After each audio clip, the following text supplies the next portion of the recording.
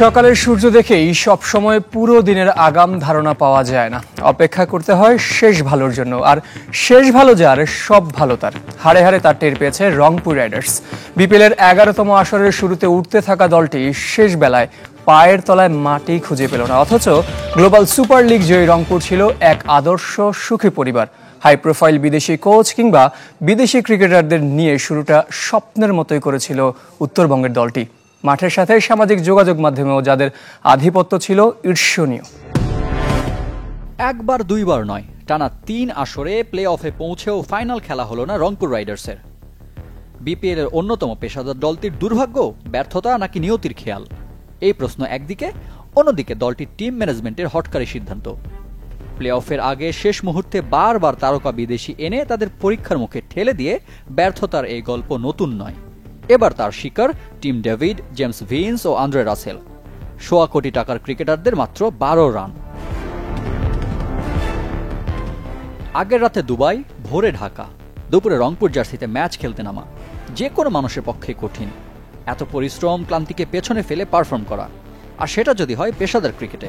ইংল্যান্ডে যেমন হয় যে আপনি 3টা ম্যাচ, লিগের 3টা ম্যাচ খেলে তারপরে নকআউট ম্যাচ খেলার পারমিশন দেয় আর কি ফরেন প্লেয়ারের দিকে।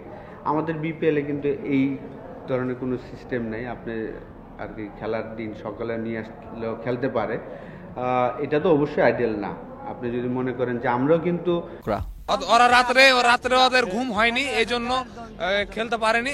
ইফতিখার আহমেদ পুরো টুর্নামেন্ট 7টা ম্যাচ এত সুন্দর ভালো খেললো, ওনাকে এখন এইবার নেওয়া হলো না, কোয়ালিফাইতে নেওয়া হলো না। এটা কেমন টিম ইয়ে করছে? আর বিদেশি থেকে আসলে বিদেশি ভালো হইলে কি ভালো খেলা হয়?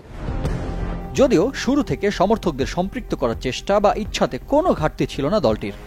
এবারের টুর্নামেন্টের সেরা ফ্যান এঙ্গেজিং দল। প্রথম 8 ম্যাচ টানা জিতে আকাশে উঠছিল রাইডার্স।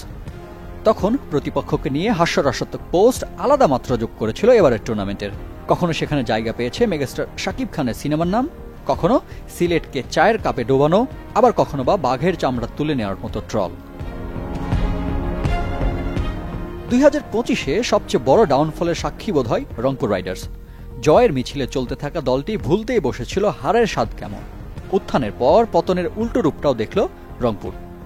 আসরের সবচেয়ে আলোচিত সমালোচিত দল দুর্বার রাজশাহীর বিপক্ষে প্রথম পরাজয়ের স্বাদ নেয়। এরপর আর জয়ের মুখ দেখেনি নুরুল হাসান সোহানের দল।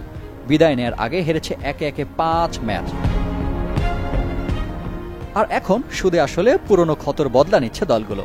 রাজশাহী, খুলনা, চিটাগাং, কে নেই রংপুরকে নিয়ে ট্রল করতে? ইফতিখার আহমেদ পুরো টুর্নামেন্ট 7টা ম্যাচ এত সুন্দর ভালো খেললো, ওনাকে এখন এইবার নেওয়া হলো না, কোয়ালিফাইতে নেওয়া হলো না। এটা কেমন টিম ইয়ে করছে? আর বিদেশি থেকে আসলে বিদেশি ভালো হইলে কি ভালো খেলা হয়? যদিও শুরু থেকে সমর্থকদের সম্পৃক্ত করার চেষ্টা বা ইচ্ছাতে কোনো ঘাটতি ছিল না দলটির। এবারের টুর্নামেন্টের সেরা ফ্যান এঙ্গেজিং দল। প্রথম 8 ম্যাচ টানা জিতে আকাশে উঠছিল রাইডার্স। তখন প্রতিপক্ষকে নিয়ে হাস্যরসাত্মক পোস্ট আলাদা মাত্রা যোগ করেছিল এবারের টুর্নামেন্টের। কখনো সেখানে জায়গা পেয়েছে মেগাস্টার শাকিব খানের সিনেমার নাম, কখনো সিলেটকে চায়ের কাপে ডোবানো, আবার কখনো বা বাঘের চামড়া তুলে নেওয়ার মতো ট্রল।